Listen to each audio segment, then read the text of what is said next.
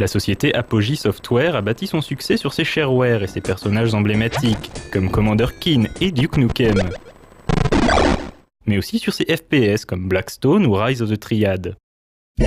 La société décide donc de créer 3D Realms, un studio spécialisé dans le FPS et son propre moteur 3D, ce sera le Build Engine conçu par le programmeur Ken Silverman.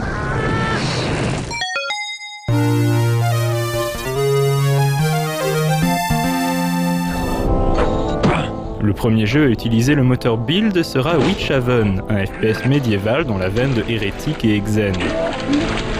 Pas franchement convaincant d'un point de vue technique, ce jeu ne resta pas dans les annales.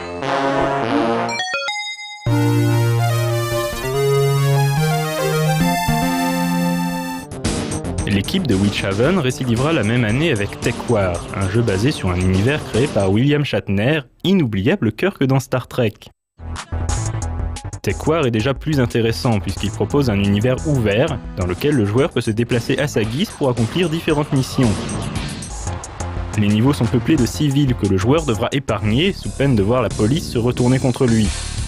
Ce qui n'est pas gagné vu qu'il est difficile à l'œil nu de différencier les civils des criminels prêts à sortir une arme pour nous abattre. Un peu comme dans la vraie vie finalement.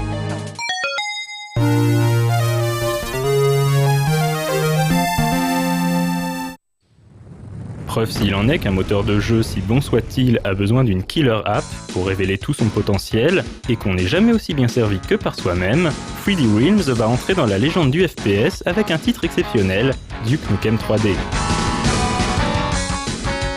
Ce troisième épisode de Duke commence donc exactement là où le précédent s'était arrêté. Revenant sur Terre après avoir été enlevé par les aliens dans Duke Nukem 2, Duke s'écrase à Los Angeles et découvre qu'en son absence, les extraterrestres ont envahi la Terre. Les aliens sont brutaux, salaces et pervers, et comme parfois il faut combattre le feu par le feu, Duke est tout indiqué pour leur régler leur compte. En tant que FPS, Duke Nukem 3D est déjà redoutablement efficace. Bestiaires variés, armes originales, niveaux tentaculaires, mais ce qui va lui permettre de sortir du lot est son ambiance résolument adulte et trash.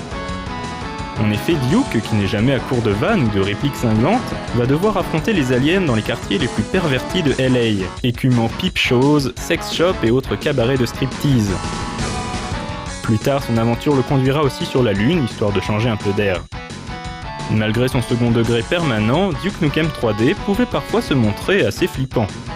Duke Nukem 3D reste sans doute l'un des FPS les plus populaires de tous les temps. Il sera porté sur quasiment toutes les machines de l'époque et donnera lieu à quantité d'add-ons plus ou moins débiles. La vraie suite, elle, se fait toujours attendre.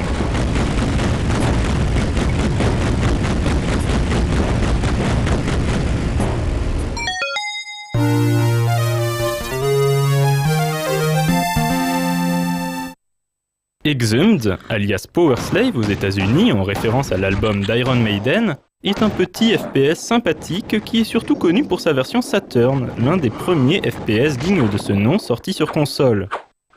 A noter que seule la version PC est basée sur le moteur Build, les versions console utilisant un moteur appelé Slave Driver Engine. La version PC était toutefois inférieure aux versions console qui proposaient une architecture ouverte à la manière des jeux Metroid, là où la version PC se montre nettement plus linéaire.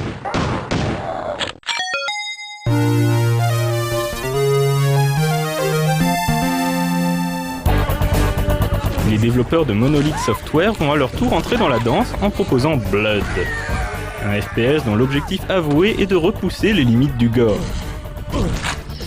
Le jeu propose ce genre d'ultra-violence tellement outrancière qu'elle en devient hilarante. On y incarne Caleb, un cow-boy mort-vivant bien décidé à se venger du culte maléfique qui a causé sa mort. Sa quête sanglante le mènera de temples impies en cité morbide, au fil de niveaux glauques mais remplis d'humour noir. L'ambiance gothique de Blood et l'ingéniosité de son level design en feront un autre grand classique du Build Engine. Pour l'anecdote, Blood est la source d'inspiration principale du manhwa Priest du dessinateur coréen Young Min Lee.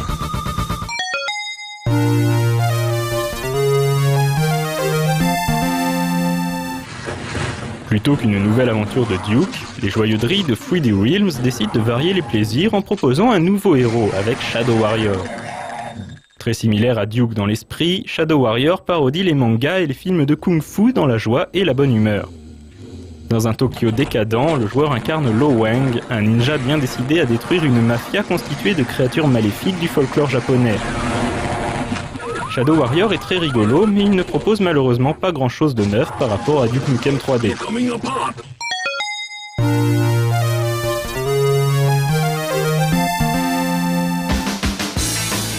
Le dernier jeu sorti sous le Build Engine sera Redneck Rampage, un titre qui entérinait la tradition des FPS trash et irrévérencieux qui caractérise ce moteur.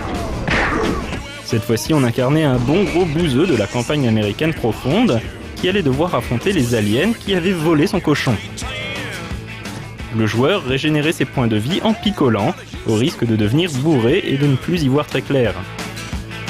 Une fois de plus, c'est son univers caricatural qui fit la popularité de Redneck Rampage, ainsi que son excellente bande-son à base de musique psychobilly.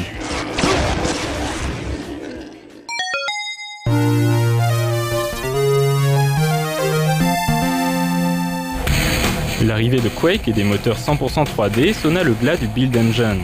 Et d'ailleurs, c'est sous le moteur de Quake 2 que Duke Nukem Forever fut tout d'abord annoncé. C'était il y a plus de 10 ans.